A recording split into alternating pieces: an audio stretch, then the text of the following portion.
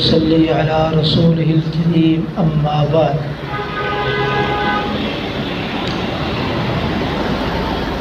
نماز کے بارے میں ہماری گفتگو چل رہی تھی۔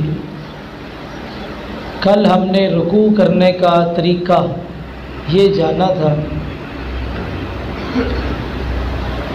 رکوع کی دعائیں ان کا بھی ذکر ہو چکا۔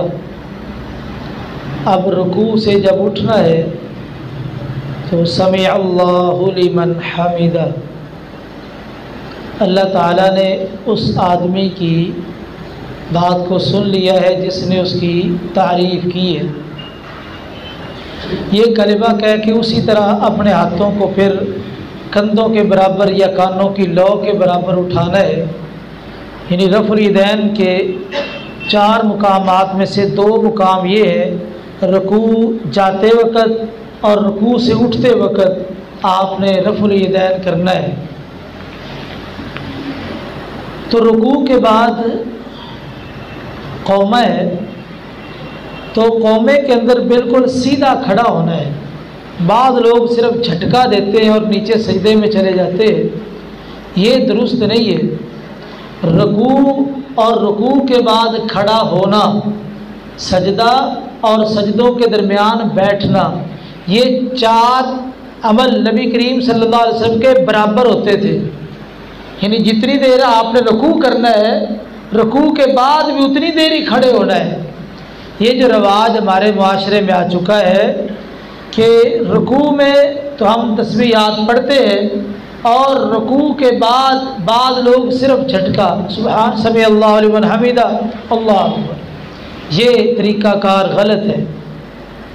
رکوع کے بعد رکنا ہے اور اس وقت ربنا ولک الحمد حمدا کثیرا طیبا مبارکا فیہ، یہ کلمات پڑھے۔ اس کے علاوہ دیگر دعائیں بھی ثابت ہے۔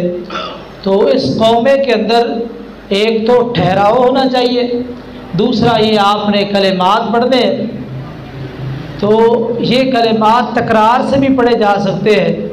جس طرح میں نے بتایا کہ نبی کریم صلی اللہ علیہ وسلم کا رکوع اور رکوع کے بعد کھڑا ہونا یہ برابر ہوتا تھا، یعنی اس کا جو وقت تھا یہ برابر ہوتا تھا۔ لیکن ہمارے ہاں لوگ رکوع کے بعد کھڑا ہونا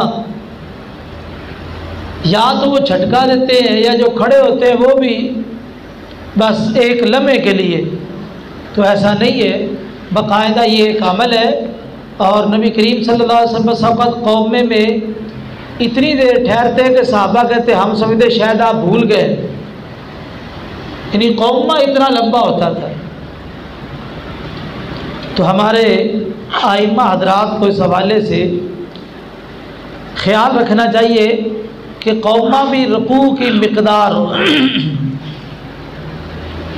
اس کے بعد سجدے میں جانا ہے، سجدے میں جانے کے لیے رفع الیدین کی ضرورت نہیں ہے۔ جب آپ نے سجدے کے لیے جانا ہے تو رفع الیدین کی ضرورت نہیں ہے، آپ اللہ اکبر کہہ کے سجدے میں چلے جائیں گے۔ قومے کے اندر ایک چیز رہ گئی ہے، بعض لوگ قومے کے اندر اپنے ہاتھ باندھ لیتے ہیں۔ اصل میں ہاتھ چھوڑنا یا باندھنا، اس کے پیچھے ایک حدیث بنیاد ہے۔ نبی کریم صلی اللہ علیہ وسلم کے بارے میں آتا ہے کہ جب آپ رکوع کے بعد کھڑے ہوتے تو ہر ہڈی اپنی جگہ پر آ جاتی۔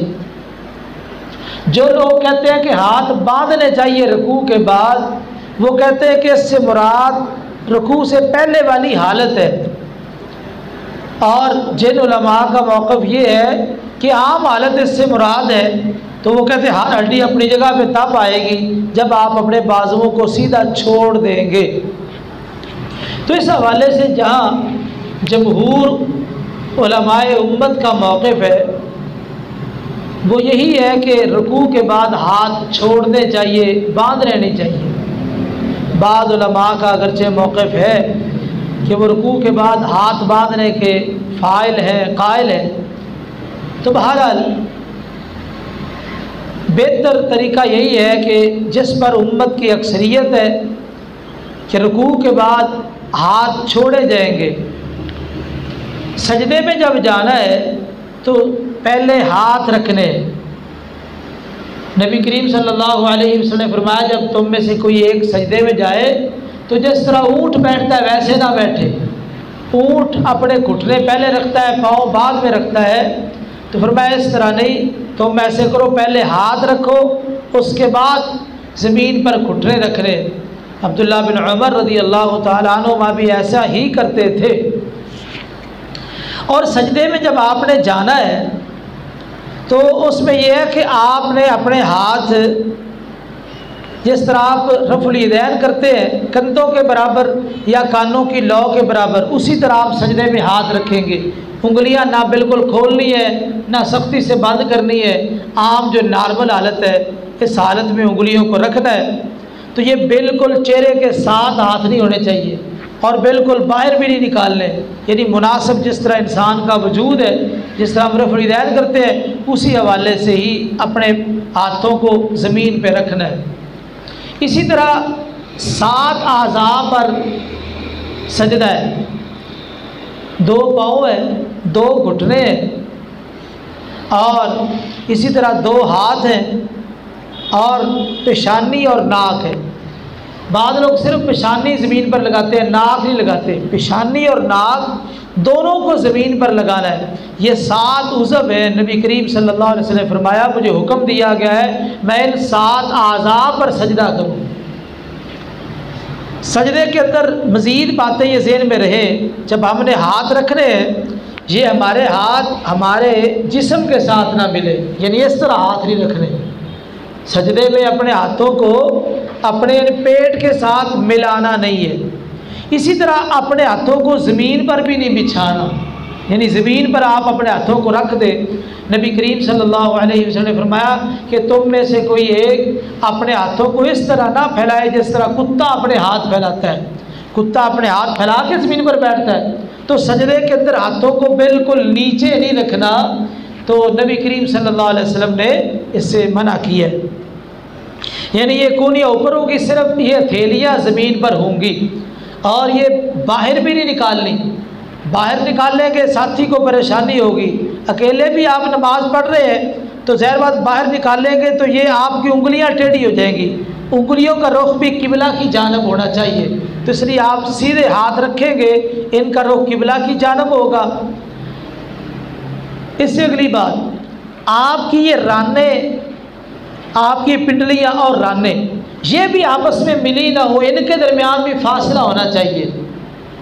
اسی طرح آپ کے پیٹ اور زمین کے درمیان بھی فاصلہ ہو، پیٹ زمین کے ساتھ نہ لگا ہو. جس طرح کے بعض عورتیں ایسا سجدہ کرتی ہے، وہ اپنے ہاتھوں کو پیٹ کے ساتھ لگا لیتی ہیں، پھر زمین پہ اسی طرح بازو بچھاتی ہے اور اسی طرح زمین سے لپٹ کے سجدہ کرتی ہے. یہ سجدہ نبی کریم صلی اللہ علیہ وسلم سے ثابت نہیں ہے. اور دلیل یہ دی جاتی ہے کہ دیکھو عورت اگر صحیح سجدہ کرے گی تو اس میں بے حیائی ہے، بے حیائی ہے اس میں. دیکھیے نبی کریم صلی اللہ علیہ وسلم کی ازواج مطہرات اور باقی جو مومنوں کی مائیں ہیں اور مومن عورتیں، یہ ساری سنت کے مطابق سجدہ کرتی تھی کہ نہیں؟ ان کے اندر حیا زیادہ تھا کہ ہماری بیویوں میں حیا زیادہ ہے؟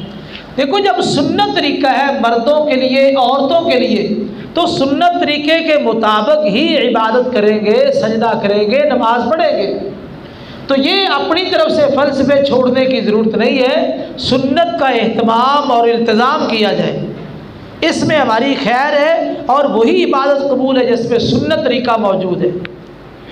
تو میں نے وضاحت کر دی، یعنی پنڈلیاں اور رانے یہ بھی آپس میں نہ ملی ہو، پیٹ اور پنڈلی، یہ پیٹ اور رانے یہ بھی آپس میں نہ ملی ہو، فاصلہ ہونا چاہیے. یہ جو کونیاں ہے یہ بھی پیٹ سے نہ ملی ہو، یہ بھی الگ. اس طرح سجدہ کرنا ہے. اور سجدے میں کوشش کریں تھوڑا سا کھلا سجدہ ہو. یہ جو پاؤں رکھنے ہیں، پاؤں بالکل زمین پہ سیدھے نہیں رکھنے، بلکہ اپنی انگلیوں کو قبلہ کے رخ کرنا ہے. انگلیوں کے سرے قبلہ کی رخ کرنا ہے، ان کو مروڑنا ہے بالکل سیدھے. اس طرح اپنے پاؤں کو رکھے، انگلیوں کے اوپر سجدہ نہیں ہے. بلکہ ان کے سروں کو قبلہ کی جانب کرنا ہے، اور یہ اسی صورت میں ہوگا جب آپ سجدہ لمبا کریں گے۔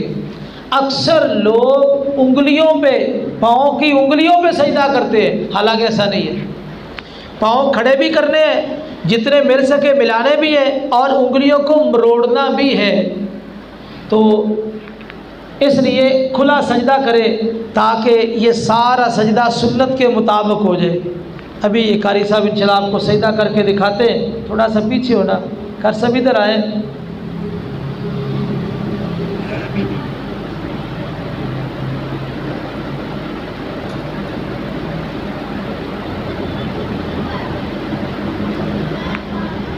یہ اور تھوڑا سا اور لمبا کریں،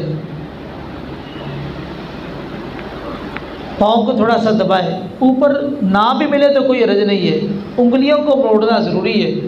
انگلیوں کے سرے کنارے یہ قبلہ کی جانب ہونے چاہیے۔ یہ اچھی طرح دیکھیں، آپ کو ویسے پریکٹیکل کرایا جائے گا انشاءاللہ۔ انگلیوں کے سرے قبلے کی جانب کرنے ہیں۔ وَيَسْتَقْبِلُ أَطْرَافَ رِجْلَيْهِ، قبلے کی جانب انگلیوں کے سرے ہونے چاہیے۔ ہمارے ہاں اکثر لوگ اس کا اہتمام نہیں کرتے، یہ ضروری ہے۔ اور یہ پاؤں جتنا مل جائے، آپ نے اول انگلیوں کو مروڑنا ہے، پاؤں جتنا آسانی سے مل جائے ٹھیک ہے۔ ہم اوپر سے پاؤں ملا لیتے ہیں، انگلیوں کے کنارے قبلہ کے رخ نہیں کرتے، یہ ہمارے ائمہ کی اور عوام الناس کی کوتاہی ہے۔ تو اس لیے ٹھیک ہے کر سب۔ تو یہ سجدے کا طریقہ ہے۔ تو انشاءاللہ ہم ایک دن ساری نماز کا پریکٹیکل بھی کریں گے۔ تو سجدے کے اندر دعائیں کون سی پڑھی جائے؟ تو دعائیں جو ہم نے رکوع کے اندر جن کا ذکر کیا ہے، سبحانک اللہم و بحمدک لا الہ الا انت، اسی طرح سبحان ربی الاعلی، سبحانک اللہم ربنا و بحمدک اللہم اغفر لی، اور اس کے علاوہ بھی کئی دعائیں سجدے کے اندر ثابت ہے۔ نفلی نماز کے اندر آپ سجدے کے اندر عربی دعائیں بھی کر سکتے ہیں، کیونکہ سجدہ یہ اللہ تعالیٰ کے قرب کا ذریعہ ہے۔ آپ جو بھی دعا کریں گے اللہ تعالیٰ قبول فرماتے ہیں۔ تو سجدوں کے اندر دعا کا بھی اہتمام کرنا چاہیے، لیکن فرائض کے اندر وہی دعائیں پڑھیں جو نبی کریم صلی اللہ علیہ وسلم کی سنت سے ثابت ہے۔ تو یہ سجدے کا طریقہ ہے، اور سجدے کی فضیلت کیا ہے؟ اس کی فضیلت کے حوالے سے سجدہ انسان کو اللہ کے قریب کر دیتا ہے۔ اور نبی کریم صلی اللہ علیہ وسلم کے ایک صحابی تھے ربیعہ بن کعب اسلمی رضی اللہ تعالیٰ عنہ، رسول اللہ صلی اللہ علیہ وسلم کی خدمت کرتے تھے۔ ایک دن آپ نے کہا ربیعہ کچھ سوال کر، کچھ مانگنا چاہتا تو مانگ لے۔ کہا اللہ کے رسول اسالک مرافقتک فی الجنہ، میں آپ سے سوال کرتا ہوں کہ آپ جنت میں مجھے اپنا پڑوس لے دیں، میں آپ کے خادموں میں شامل رہنا چاہتا ہوں۔ تو آپ نے کہا کوئی اور سوال؟ بس یہی سوال ہے۔ فرمایا کوئی اور؟ یہی سوال ہے۔ آپ نے کہا کہ فَأَعِنِّي عَلَيَّ بِكَثْرَةِ السُّجُودِ، آپ زیادہ سجدوں کے ساتھ میری مدد کریں، زیادہ سجدوں کے ساتھ میری مدد کریں۔ اس کا معنی یہ ہے کہ حضور نے کہا کہ زیادہ سجدے تو کر، اور میں اللہ تعالیٰ کے ہاں درخواست کروں گا، اللہ تعالیٰ تجھے میرا پڑوس دے دے گا۔ یعنی زیادہ سجدوں سے نبی کریم صلی اللہ علیہ وسلم کا پڑوس ملتا ہے۔ واسجد واقترب، سجدہ کرے اور اللہ کے قریب ہو جائے۔ سجدہ انسان کو اللہ کے قریب کرتا ہے۔ تو سجدہ آپ سنت کے مطابق کریں، اس میں دعائیں پڑھے، سجدہ ہو، رکوع کے بعد قومہ ہو، سجدے کے درمیان ہو، تو آپ اطمینان کے ساتھ یہ سارے کام کریں، کیونکہ نماز کے اندر سکون باقاعدہ یہ ایک سنت ہے، اس کا اہتمام اور التزام کریں۔ اور اسی طرح سجدے کے بعد جب درمیان میں بیٹھنا ہے تو آپ نے اپنے بائیں پاؤں کو بچھانا ہے، اس کے اوپر بیٹھنا ہے۔ دایاں پاؤں اسی طرح جس میں سجدے میں آپ نے یہ سرے قبلہ رخ کیے تھے، اسی طرح ان انگلیوں کے سروں کو قبلہ رخ کرے، اور اسی طرح دایاں پاؤں کھڑا کر لے، بائیں پاؤں کے اوپر بیٹھ جائے۔ یہ درمیان والا تشہد ہے۔ اسی طرح پھر دوسرا سجدہ ہے۔ تو اس کے بعد پھر انشاءاللہ آگے تشہد کے بارے میں بات چیت کریں گے۔ اللہ تعالیٰ سے دعا ہے کہ اللہ تعالیٰ دین کو سمجھنے کی اور عمل کی توفیق نصیب فرمائے۔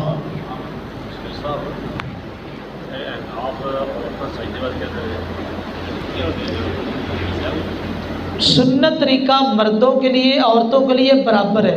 میں نے بتایا ہے کہ مرد اور عورت کے نماز کے طریقے میں ایک رتی برابر بھی فرق نہیں ہے، نہ ہاتھ باندھنے میں فرق ہے، نہ رکوع کرنے میں فرق ہے، نہ سجدہ کرنے میں فرق ہے، نہ تشہد میں فرق ہے، کوئی فرق نہیں ہے، یہ صرف مولویوں کے فرق ہے، سنت کے اندر کوئی فرق نہیں۔ آپ مردوں کے لیے بھی نمونہ، عورتوں کے لیے بھی نمونہ، سب کو آپ نے یہی حکم دیا، سلو کما رأیتمونی اصلی، نماز اس طرح پڑھو جس طرح مجھے پڑھتے ہوئے دیکھا ہے۔ تو یہ طریقہ کار غلط ہے، جو بعض عورتیں زمین پہ لپٹ کے سجدہ کرتی ہے، یہ سجدہ نہیں ہے، اپنی نمازوں کو برباد کر رہی ہے۔